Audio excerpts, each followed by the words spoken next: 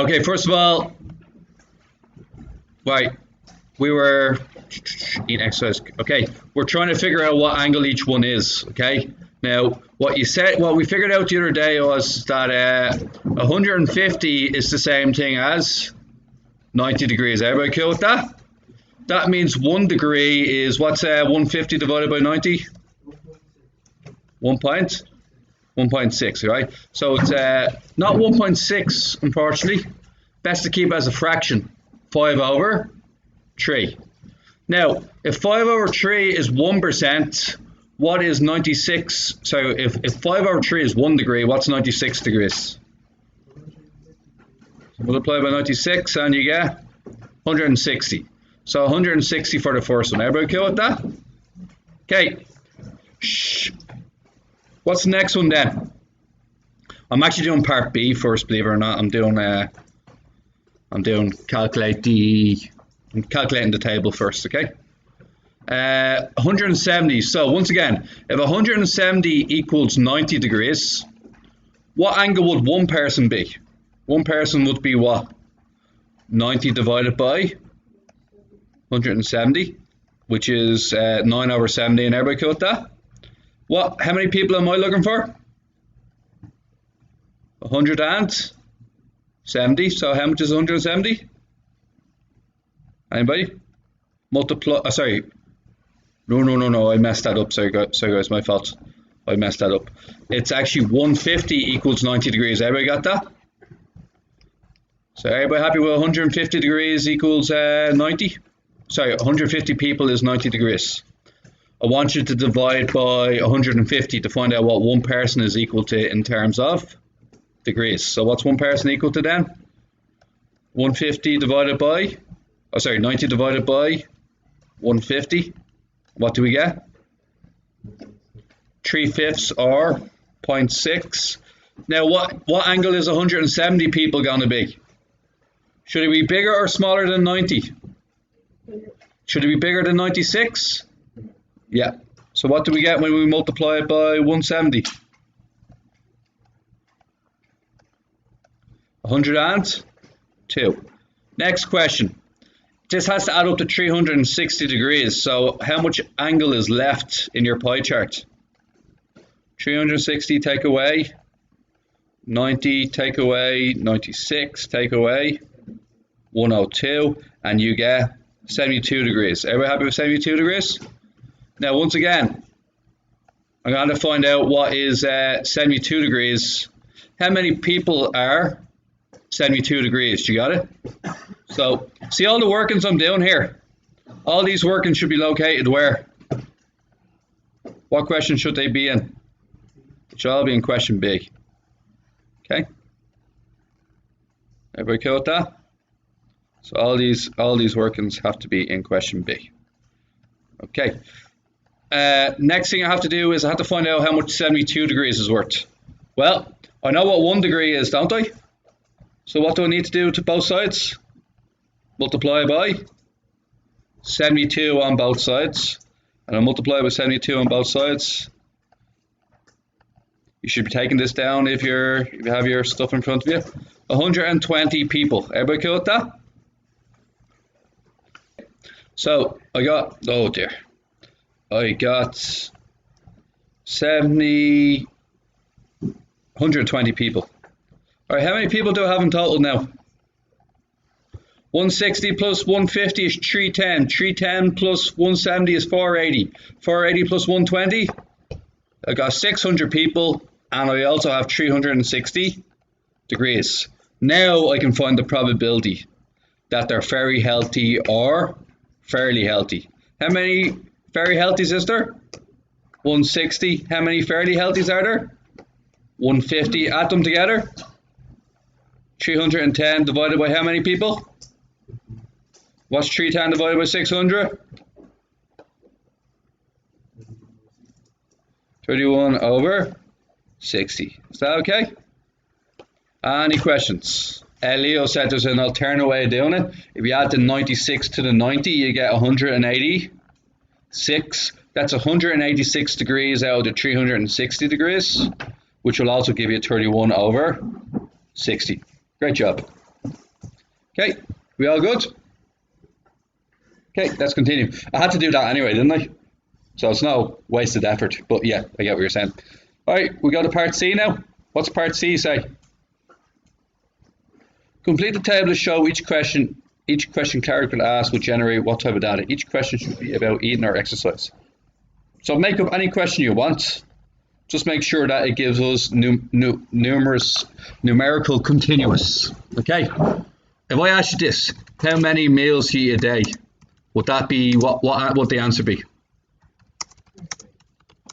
6 or 7 meals, yeah? That is discrete data. That question won't work. I have another one. What mass of food do you eat daily? Do you understand mass? You could have 2 kilograms of food, but you're never going to be 2 kilograms exactly, are you? It's measured, and if it's measured, it's continuous, numerical. Does that make sense? Did anybody else have a question you want to try by me? That you did? Nobody? No. All right, numerical discrete. How many times do you eat a day? You either eat 5 or 6 times. It can't be 5.5 times. Do you get that? So how many times do you eat a day? Awesome. Okay, how healthy is your diet? That's categorical ordinal. Why is there an order here? Is there? Very healthy is the most healthy. Fairly healthy is just below that. Not very healthy is the third, and finally, very unhealthy is the bottom of healthiness. See the way there's an order like A, B, C, and D. Now we need a topic where there is no order in the answers, but the answers are words. Can anybody give me a That'd be discrete. You have to talk about diet and food. I would go for what is your favorite food? Is there any order to like carrots versus broccoli or I don't know, chocolate versus chips? There is no order, so that's why it's called nominal. Everybody cool with that? Move on. Is there a part D? Of course there is. Clara is worried that our students in her school are not representative sample of all the students in Ireland. Why is it important to have a representative sample when doing statistical research? Okay. If you're researching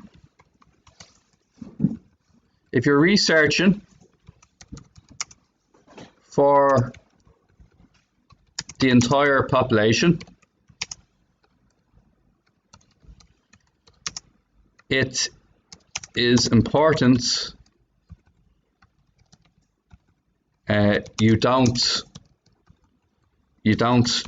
just take data from one part of the country.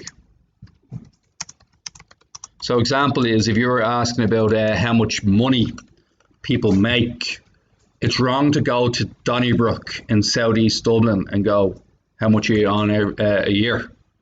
Well, there could be somebody in, let's say, the living standards in Donegal is much cheaper, so I could ask somebody what you work as in Donegal. They could be working as something like a shop assistant. They won't be making the same money, but they can live quite comfortably on that in Donegal. Do you get what I'm saying? Is that you don't want one part of the country representing all of the country. However, if your questions were specifically for Southeast Dublin, you only wanted to find out about Southeast Dublin, then doing your research in Southeast Dublin is okay. You got it? Okay. Something like that, guys. Okay. Obviously, the longer you can write, the more marks you'll get. It's a bit of an essay type answer, isn't it? So you got to write a bit more. What I said, you'd add that in as well. I'd give an everyday example. What's the everyday example I gave you? About people's wages in Donnybrook not representing the wages of the entire population. Does that make sense? So that's why you'd have to say, give an example with what you're trying to say. Okay? Move on. Anything else? Awesome. Oh, a trigonometry question. Great. Rose and Gary out for a walk. Quite romantic. There we go, that's happened holding hands. Right, they decided to estimate the height of a local tower. They're a pretty nerdy couple, aren't they? Typical Gary. Now, the red thing is going to represent the tower. They measure the tower shadow and find that is 30 shoe lengths. So they're obviously stepping out and going, look, this is measured in shoe lengths. They measure Rosie's shadow and find out that she's 4 shoe lengths long. Rosie knows that she is 140 centimeters tall. Use this information to estimate the height of the tower, give your answers in meters. All right, here's what we're going to do. I'm going to put, it's a construction type question, okay? So get this. Okay, so I'm going to make one of them, just one of them here. Here's essentially what's happening. She starts underneath and she walks until the shadow ends. Do you get it? So there's obviously there's a sun up here to the top right of the screen, yeah? The sun shines its rays and then you have like a shadow of the tower along the ground. Does that make sense? She walks from the start to the finish of the shadow and she stops here and she goes, you know what? That is, was it 30 shoe lengths? Whatever size her shoe is. Is that okay? Now what's the next thing she does? She then estimates her own. So it's the same angle, but then she estimates her own height. It's about there. Is that okay with you guys? And then we do a smaller triangle. Everybody happy with the smaller triangle? Now, get out of there. There's a third person. Always somebody ruining good dates. Now, guys, can anybody tell me the height of this? 140. And how many steps was it across? Huh? 100. A height of 140 gives you 30 steps. Is everybody okay with that? So would everybody be happy with 30 steps equals a height of 140? Does everybody get that both triangles are in the same ratio, aren't they? Why are they in the same ratio? Because they have the same angle. Is that okay with you guys? So if 30 steps is 140 centimeters, oh sorry, not 30 steps. Sorry, if 4 steps is 140 centimeters, how big do you think 30 steps should be? So how much will one step be? 140 divided by 4? And then multiply 35 by 30? Yeah. And if you divide that by 100, 10.5 meters tall. Everybody all right with that? It's not necessarily trigonometry, is it? It's just that the angle's the same, and you know that the opposite, the ratio of the opposite and the adjacent should be the same because it's the same angle. Everybody cool with that? Okay, it's a good question. Is it the next one question 8, is it? Or what did I give you on your list? 12, so skip to 12, is it?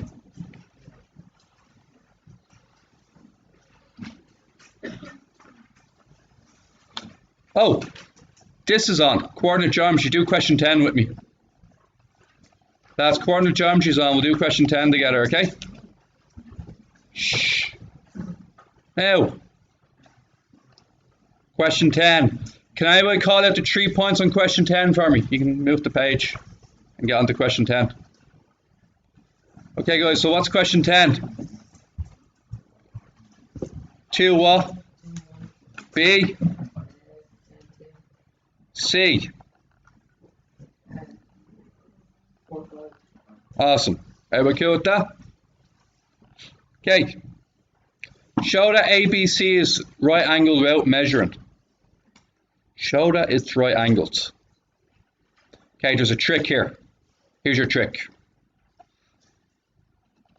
If it's right angled, this slope, which I'll call M1, what will M1 multiplied by M2 be?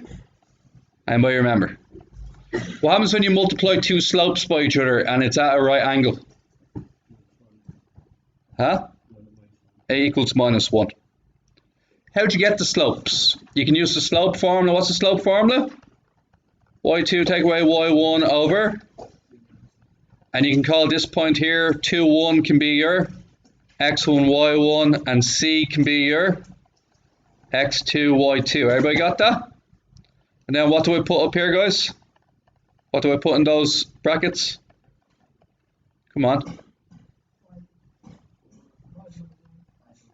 Yeah. And the answer is 4 over, which is 2. Because the diagram's already drawn, I actually have a quicker way of doing this. Can anybody tell me what my quicker way is?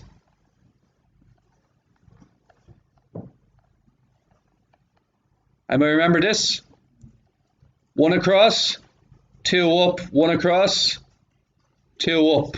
It's very obvious that the run is 2 and the rise is 4. 4 over 2, 2. Everybody cool with that? I'll try rise over run for the next one. How far do we go down? 1, 2, 3. Would everybody agree we drop 3? Your rise is minus 3. How far do we go across? Down 3 across 6. And what's the slope of down 3 across 6? What's 3 divided by 6, lads? It's a half, but I get why you said 2. Everybody see that that's minus a half? Yeah? Now, what happens when we multiply both slopes by each other? What do we get?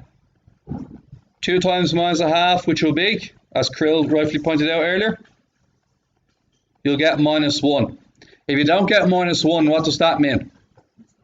They're not perpendicular. We've just have to prove that this is a right-angled triangle. Is that okay? Another way you could prove it's right-angled, but you're not allowed to use it, is you could get the distance. You could use the distance formula to get the distance of. You could get the distance of C to B. You could get the distance of A to C, and then you could get the distance of A to B, and then you use Pythagoras' theorem, where the green side squared should equal the red side squared plus the blue side squared. Does that make sense? And if it balances, it's right angled. Okay? Pythagoras' theorem only works for right angled triangles. I bet you they ask us that next, do they? Oh, no they don't. Get the area of a triangle. What's the area of a triangle, lads? A half base times height. Awesome. In this triangle, what's the base and what's the height? I'd say AC is the base, and CB is the height. So I'm going to need these, what the, oh, yeah. Okay. Shh. So what did we say the base was again? That, what? Base is A to C, and the height is?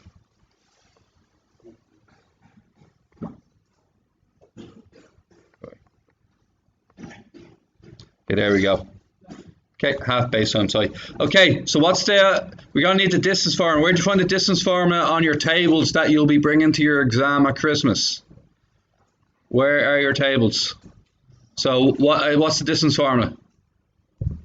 It's on page 18. Exactly. x2 minus x1 squared, y2 minus.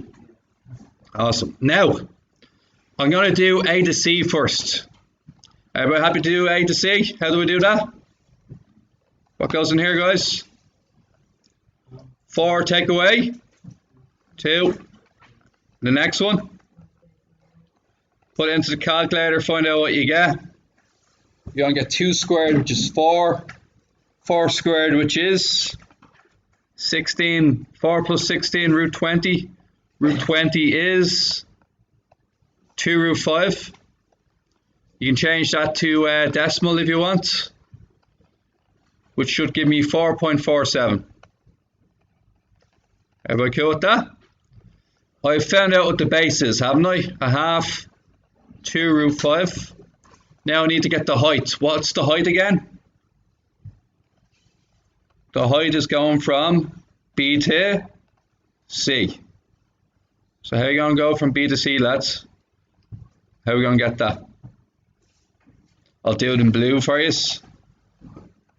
So call B x1, y1, call C x2, y2. So what did we get this time? 4 take away 10, and after that 2 take away 5. 6 squared is 36, 36 plus 9 is 45, and root 45 is 3 root 5 to my knowledge. 3 root 5, yeah. Yes? It is, yeah. Same answer, but yeah, you're right. It's 5 minus 2. Are we cool with that? Thanks for spotting that. So 3 root 5, which is 6.7. 6.71. Okay, what am I going to put up here, guys? I'm going to use the 3 root 5 now. And finally, put all that into the calculator, and what you get? You're actually going to get 15. How do I know you're going to get 15? The question says you gotta put it. So 1 sec. The question says you have to do a half base, which is 2 root 5, by your height, which is 3 root 5. So you do need to know coordinate geometry. A bit of it. 15, there we go with that. Okay. Okay, move on. Move on. Okay, what's the next question, lads? We have that next page here, definitely. Okay. Oh, sorry, we're not finished, are we? Not finished. Find CD. Just wants you to find this here, does it? Okay. Oh, I get it. Okay. The area of the triangle is what, guys? What do you say the area of the triangle is? Okay. Let AB be the base, and then let CD be the vertical height. Red line half the red line by the blue line should still equal 15. Do we know the length of the red line? Do we know the length of the red line? No. So what's the length of the red line? 2, 1, and what's it? 10, 2. Call that x2, y2, and call this x1, y1. What am I going to do again? Anybody remember? Going to do the distance formula. I'm going to find the length of the red line, and then I'm going to use the area of a triangle formula to find my blue line, which is the purpose of the question. Actually gives you a hint. So I'm trying to be nice to you. Okay, 10 take away 2 squared. Put it all into the calculator. What's it? 2 take away 1 squared. It's 8 squared, 64 plus 1, which is going to be the square root of 65. Which is, what is root 65? Just root 65. Now, what do we know about half the red line times the blue line? So half the red line, which is root 65, multiplied by the blue line, which we'll just call h. Is that okay with you guys? And what's a half the red line times the blue line? Has to equal 15. Okay. Where does the 2 go? 2 is divide on the left, which means it'll be what on the right? Huh? 2 is divide on the left, which will mean it will be multiply on the right. 2 times 15? 30. Everybody cool with 30?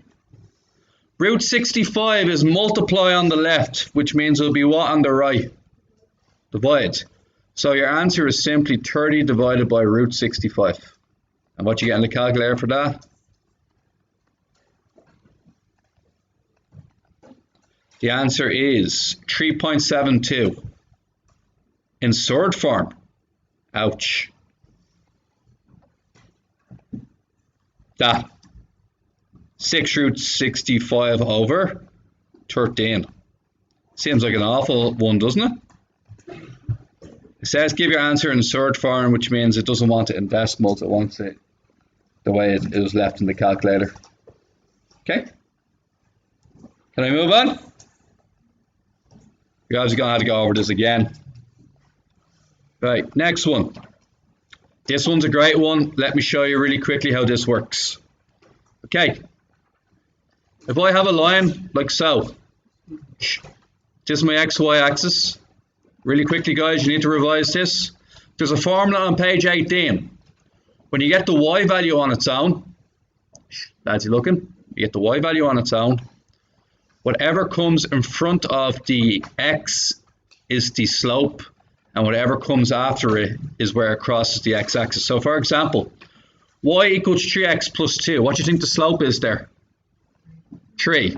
That means you go, for every 1 across, you go 3 up. It's quite a steep slope, isn't it? Can anybody tell me what does the 2 stand for?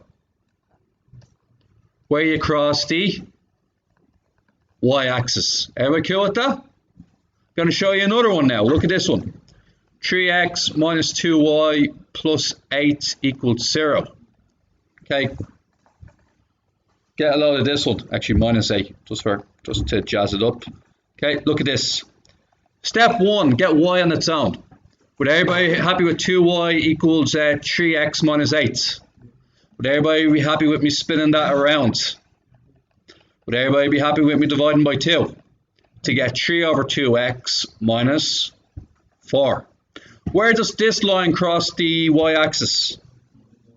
At 0 minus 4. What slope is it? 3.5. So that means for every 3 you go across, you go up 2. Did everybody get that? A slope of 3 over 2 means 3 blocks across, 2 blocks up. Does everybody now understand the y equals mx plus c formula? That when you get y on its own, it tells you the slope and where it crosses the y-axis. Let's go to the actual question we have. Well, to me, guys, that means crosses at 3 has a slope of 1. Crosses at 3 has a slope of 2. Which one's steeper, Q or R? Q. Awesome. That means this one is R. Crosses at minus 3 has a slope of 1. We all agree with? T. S is parallel to Q. What does that mean? 2x. Why does it have to be 2x? Because it has the same slope as Q. Where does it cross the y-axis? There you go. S equals 2x minus 3. Okay. Nearly out of time. Is there anything after that? Okay, what's next then? Sorry, I'm just going to have to hurry up here. L is a vertical line. It cuts y equals x minus 3 at point A and y equals x plus 3 at point B. Find the distance of A to B. Oh, that's easy. Let me show you. It wants a line, wants x minus 3 and x plus 3. So look at this. Which one's x minus 3 again? Which letter? Well, T. And which one is x plus 3? R. Now here's the deal. It says it's a vertical line, doesn't it? Now, no matter which vertical line you use, see the way I have 2 examples of vertical lines here, don't I? They're always going to be the same distance. This pink line is going to be the same as this pink line here. Do you see the way they're vertical? It's also going to be the same as where they cross the y-axis. Does that make sense? Now, where did they cross the y-axis again? One of them crosses at minus 3 and the other one crosses at plus 3. What's the distance between the two of them? 3 up and 3 down. There you go. That's your answer. Done. Because it's a vertical line. Only because it's a vertical line. Part D. Start part D. No? What? There's a part B I missed, was there? Crap. Where's part B? Use algebra to find the points of intersection. I'm not going to do this, but you guys should be able to do it for me. You're going to have minus x plus y equals minus 3. Everybody got that? Happy? Then we're going to have minus 2x plus y equals 3. 1 second. What do you have to do to find the answer? A simultaneous equation. The x value goes here and the y value goes there. Dooley, what questions did I do?